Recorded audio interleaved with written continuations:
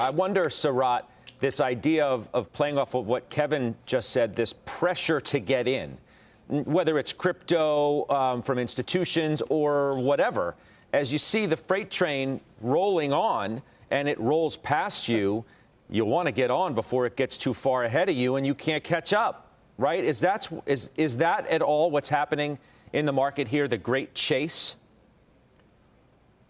I think that's part of it too, Scott. I think the other part also is the rebalancing that's occurring with institutions and individuals who are balanced accounts.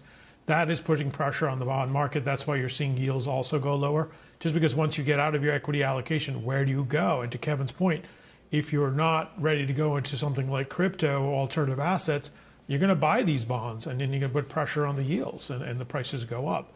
But to your point on the equity side, yeah, there is this fear of FOMO and really to kind of look and say, where do I want to be? Do I want to be in the inflation camp? Do I want to be in the disinflation camp? And then kind of look at what companies you want to own. But I do think that, there are definitely opportunities out there and investors are investing in them, whether it's in the equity side or some of the alternative side. Look, Tom Lee puts out a note today. VIX up 10% in the past 3 days. S&P is up 3 days in a row. Surprisingly, he says not a bad thing.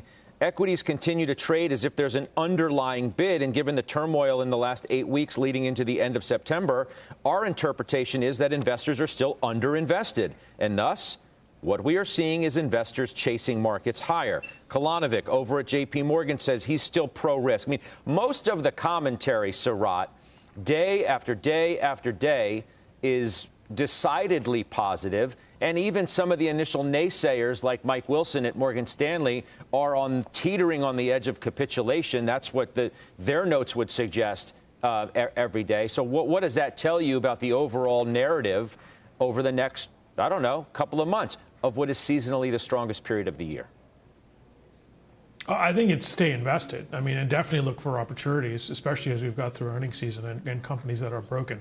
I mean, right now there is no other alternative. And if you have good companies that have pricing power and good cash flows, I think that's the way to go. Some of them are increasing their earnings expectations. So I think, all these people that you refer to are correct. You just have to pick your spots and just make sure that you have that diversified portfolio, because as we've talked on the show, I mean, the 10-year has gone from 1.4 to 1.6 to 1.4. So you kind of have to make sure that you have good companies that are going to do well through some of these rough patches.